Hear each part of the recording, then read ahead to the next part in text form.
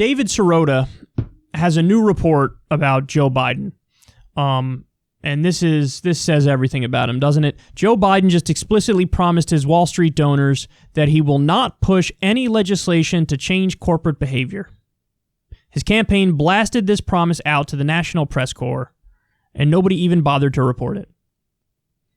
So here's what it says. So Biden did an event that was headlined by John Gray, a top executive at the Blackstone Group, which is a private equity behemoth at the center of the climate, healthcare, housing, and pension crises. Blackstone executives had already donated $130,000 to Biden's campaign and $350,000 to a super PAC supporting him.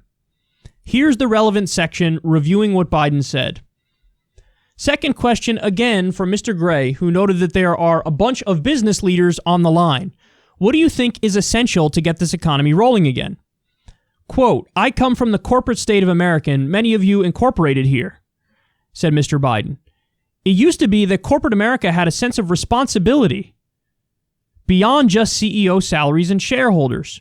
Corporate America has to change its ways. It's not going to require legislation. I'm not proposing any. We've got to think about how we deal people back in. I'll repeat it. Corporate America has to change its ways. It's not going to require legislation. I'm not proposing any. So corporate America should willingly change their ways. You know what this reminds me of? This reminds me of the debate in 2016, Bernie and Hillary, where Hillary said, I went to Wall Street and I told them to cut it out.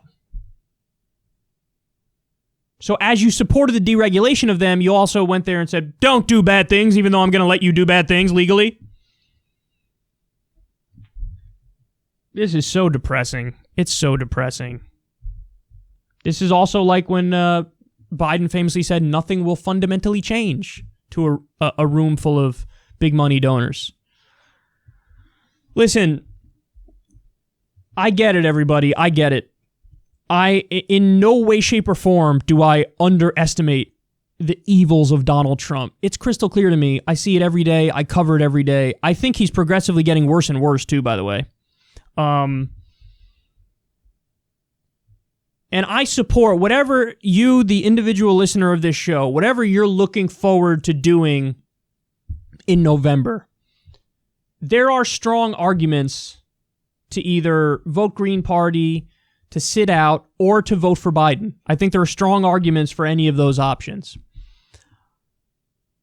But I want to be clear about this show. I will never not tell you the truth because I want a certain outcome.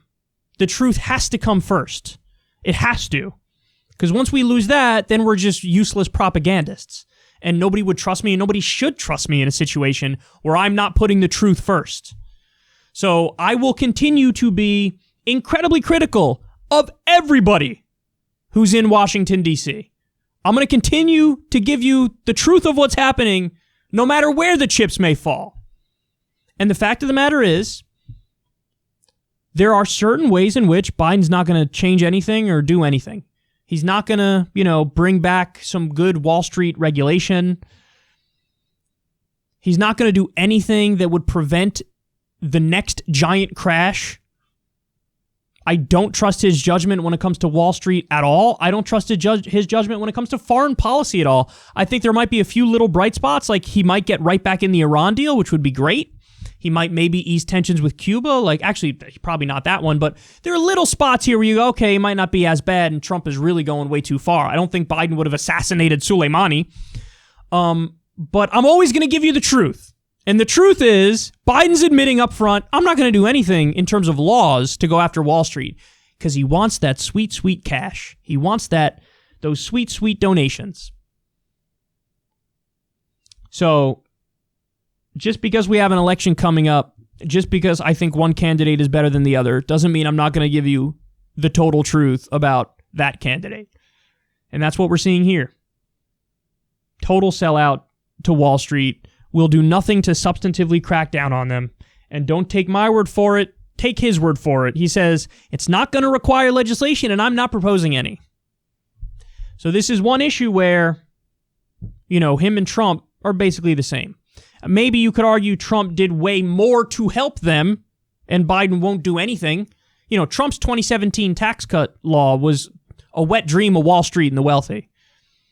You know, also his massive deregulation that he's done time and time again, his gutting of the Consumer Financial Protection Bureau. I do think those are things that make Trump is probably worse than Biden would have been. I don't think Biden would have destroyed the Consumer Financial Protection Bureau. I don't think he would have done tax cuts that were as bad as Trump's, which 83% went to the top 1%. But, again, he ain't going to do shit to change it in a positive direction. He'll just maybe hands-off approach, hey, you guys do whatever you want, which is arguably better than literally handing the keys of the Treasury over to corporate America, but it's still bad. It's still bad, which is why I say, you know, we have a far-right party and a center-right party. Two corporate parties, and this is such a great example of it here. I mean, these words are devastating, and this should be a giant scandal, but of course it's not, and you're only going to get it from David Sirota and from me.